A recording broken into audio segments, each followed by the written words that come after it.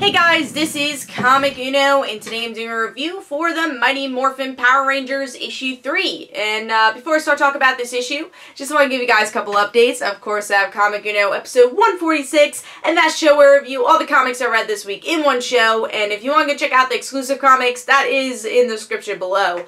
But let's start talking about the Mighty Morphin Power Rangers issue 3. So this has been a pretty good book for me. I love the Power Rangers, as you might know. I love the franchise. So it's been cool to see Kyle Higgins create what we love about the Power Rangers, but at the same time, take out the cheese, you know, make it for adult readers and really get into the character development. So let's see if they do that more in this issue. But beautiful covers, love them. I know they have a lot of covers for these books, but I usually like just getting the regular cover. The A cover's pretty cool. I could probably show you in the back which other covers they have. No, they don't.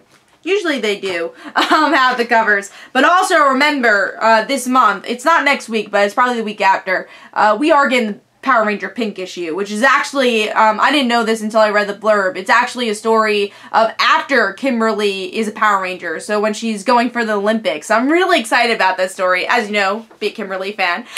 So really excited about that series. But let's start talking about this issue. Artwork style, like I said, I do think sometimes the artwork could use a little bit more detail in the faces, but the coloring is so great. Really like this bright style, and you can see there's a lot of detail and everything else, I would say. Just some of the facial expressions I think could be a little bit more detailed, but really the artwork is great for this style of book, and I really like the colors here. And again, it brings back nostalgia. I also really like how they do the Zords here. Really great detail there. And also the changes, the morphing. I really like that they showed like half faces. I think that's great how I want to say transported it into the comic, but that's not it. They put it into the comic, and from the TV show, I think they did a good job at that. But let's start talking about the story. So in this issue, it's obviously more of a Jason story. We know that. That's what the book is going for, is telling these stories again, pretty much, but going more in detail with the characters that we didn't really get to see in the show, because again, it's more of a cheesy action portion of those shows. But here, you're actually digging deeper into the story and more the psychological aspect of these characters, especially Jason. So we see, did I say Jason? I meant Tommy. I'm thinking Jason David Frank, especially Tommy with being the Green Ranger.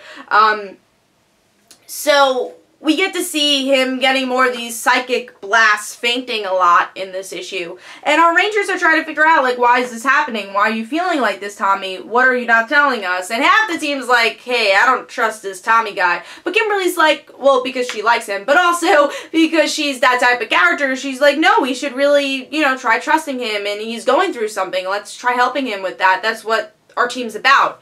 And then in the end, Tommy does tell the truth of what's been going on, finally. I mean, honestly, it's only been 3 issues, but still, it feels like a while, because we had issue 0 also. And now the team doesn't really trust him again, and they don't really know what to do about this. And in the next issue, hopefully, we'll see more of how they deal with this whole Tommy-Rita situation.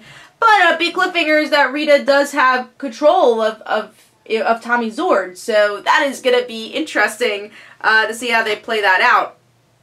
But I really like this issue because it focuses on characters we usually don't get focused on, and that is Trini being a big character. But we actually go into Trina's personality a lot more. Again, you see glimpses of that in the show, obviously, but you can't go too deep into it because it is a kid's show. But here you go a bit deeper of Trini saying, hey, I don't want to be a Power Ranger forever. I want to be a doctor, and these are the reasons why. And you really get to see Tommy and Trini connect.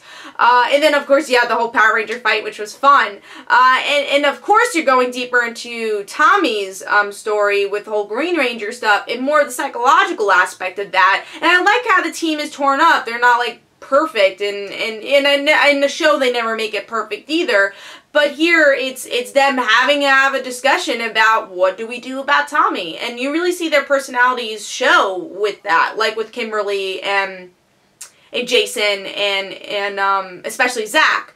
So, I really enjoyed this issue, honestly. I think, like I said, it was a really cool character issue, and it's interesting to see what Rita will do next. So, I gave this a solid 4 stars, especially for the Trini moments for me, personally. So, the Mighty Morphin Power Rangers issue 3 gets 4 stars. Hopefully, you guys enjoyed. This is Comic Uno. Don't forget to follow me on Twitter. Don't forget to like my Facebook page. Also, description below, there are links for my comic book, Like Father, Like Daughter. And don't forget to like the Facebook page of Like Father, Like Daughter. I'll see you guys later. Bye.